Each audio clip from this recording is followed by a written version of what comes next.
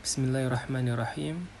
Alhamdulillahirrabbilalamin. Wassalatu wassalamu ala rasulillah wa ala alihi wa sahbihi wa man walah, amma ba'd. Alhamdulillah, pada kesempatan kali ini Ana Ahmad Abdul Aziz akan menerangkan tentang secara singkat Perang Khandaq. Perang ini dinamai Perang Khandaq karena parit yang digali oleh umat Islam dalam upaya melindungi kota Madinah. Kata Khandaq yang dipakai dalam bahasa Arab berasal dari bahasa Persia, Kandak, yang berarti itu yang telah digali. Meskipun sudah hijrah ke Madinah, namun Nabi Muhammad SAW dan pengikutnya masih terus mendapatkan tekanan dari kaum Quraisy Mekah. Setelah pertempuran di Badar dan Uhud, pasukan Muslim harus menghadapi kekuasaan koalisi Quraisy dan Yahudi Bani Nazir sebanyak 10.000 pasukan yang bergerak mengepung kota Madinah. Perang Khandaq ini diawali ketika Yahudi Bani Nazir mengkhianati perjanjian dengan Nabi Muhammad. Bani Nazir yang tinggal di Madinah itu melanggar kesepakatan yang telah disetujui dalam Piagam Madinah. Piagam Madinah adalah sebuah konstitusi yang dibuat oleh Nabi Muhammad dan para pemimpin Madinah pada tahun pertama Hijriah. Madinah merupakan contoh sebuah kota heterogen. Sebelum kedatangan Nabi Muhammad dan para sahabatnya, Madinah oleh penduduk asli yaitu kaum Ansor yang berasal dari suku Aus dan suku Khazraj, orang-orang Yahudi, serta sedikit dari orang-orang dari Afrika, Bizantium, dan Persia. Pada masa-masa tersebut, Madinah dilanda peperangan antara suku Aus dan suku Khazraj yang telah berlangsung selama ratusan tahun dan melibatkan suku-suku Yahudi di Madinah. Di Madinah, peperangan baru berhenti setelah Nabi Muhammad SAW hijrah ke Madinah dengan mendamaikan antara suku Aus dan suku Khazraj.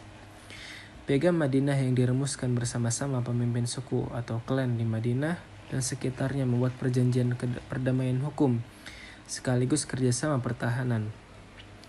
Semua aliran religi yang ada di Madinah memiliki kebebasan dalam menjalankan ibadahnya.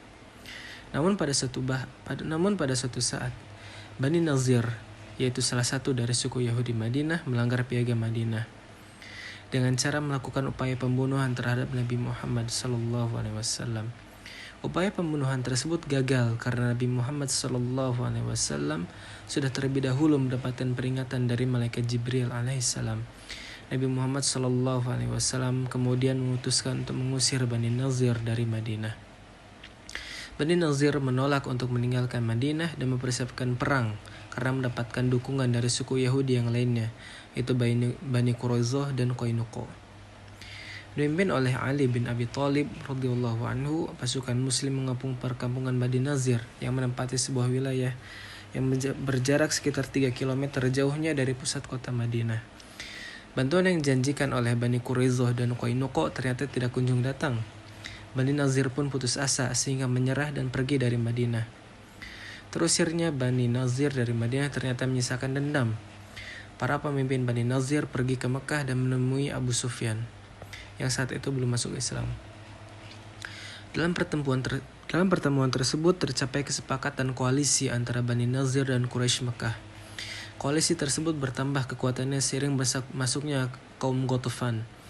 Dan demikian Abu Sufyan dan kekuatan yang jauh lebih besar akan menyerang pasukan Muslim dengan pasukan yang jauh lebih besar. Alasan penyerangan ke Madinah ini selain karena dendam atas kesalahan dalam perang sebelumnya, tetapi juga karena kehadiran kaum Muslim di Madinah merupakan ancaman besar bagi perdagangan kaum Quraisy. Perseteruan itu mengakibatkan rute-rute perdagangan ke wilayah Syam menjadi tidak aman bagi para pedagang Quraisy. Selain itu, berkembangnya agama Islam di Madinah membuat pamor kota Makkah semakin turun sebagai kota pusat keagamaan. Abu Sufyan beserta para pemimpin Quraisy Makkah bersepakat bahwa perkembangan kaum muslim yang besar sangat membahayakan posisi mereka dan itu harus dihentikan. Kehadiran Bani Nazir dan Ghatafan membuat Abu Sufyan berhasil mengimpun sebanyak 10.000 pasukan.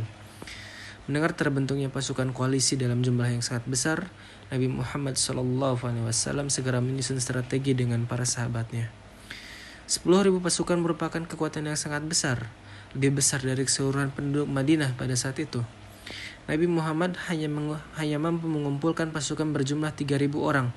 Itu pun tidak semuanya sebagai prajurit. Ada beberapa yang petani maupun orang-orang yang tidak memiliki latar belakang peperangan.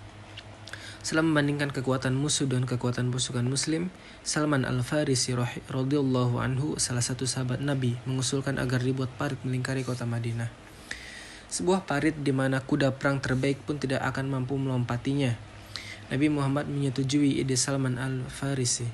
Sebanyak 3.000 pasukan muslim bekerja bahu-membahu menggali parit yang harus selesai sebelum pasukan koalisi tersebut sampai ke Madinah.